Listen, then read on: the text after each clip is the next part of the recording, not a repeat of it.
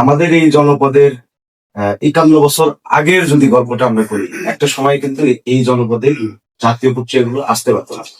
অর্থাৎ ঢাকায় যে ওই সময় যে পত্রিকাগুলো ছিল, সংবাদ, ইত্তেফাক বা আরো যে পত্রিকাগুলো ছিল, এটা সারা রাত প্রিন্টিং এর পর সকালে যখন রওনা হতো, তো এটা বগুড়া পর্যন্ত পৌঁছাইতে পৌঁছাইতে সন্ধ্যা হয়ে যেত। এই জনপদের মানুষ কিন্তু ওই সময় সংবাদপত্রের কাছ থেকে অনেকটাই বলা চলে যে একদিন পিছায় ছিল। তা আমরা তখন অনেক লেখাই পড়ছি আমাদের সিনিয়রদের লেখায়। করতোয়াকে ধন্যবাদ দিই। আর পাশাপাশি করতোয়া মানুষের এত কাছে যে একজন পান বিক্রেতা, একজন রিক্সাওয়ালাও কিন্তু করতোয়ার নামটা জানে, এবং করতোয়ার নিউজ হলে সেটা তারা দেখে বা পড়ে, এরকম কিন্তু একটা বিষয় রয়ে গেছে। তো আজকে হচ্ছে করতোয়ার 50 বছর পূর্তি অনুষ্ঠান। আর করতোয়াটা স্যার আমাদের বিশেষ করে উত্তরবঙ্গের এটা মুখপাত্র হিসেবেই কাজ করে।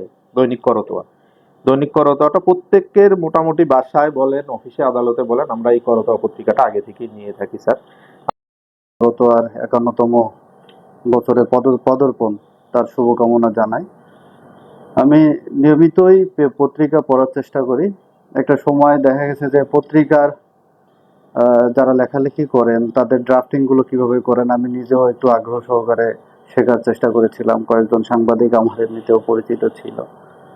উত্তরাঞ্চলে প্রকাশিত দৈনিক করতোয়া যে পত্রিকাটি, এটি আমি যখন অত্র উপজেলায় যোগদান করি তখন থেকেই এই পত্রিকা আমি প্রতিদিন আমার কাছে আসে এবং আমি পড়ি।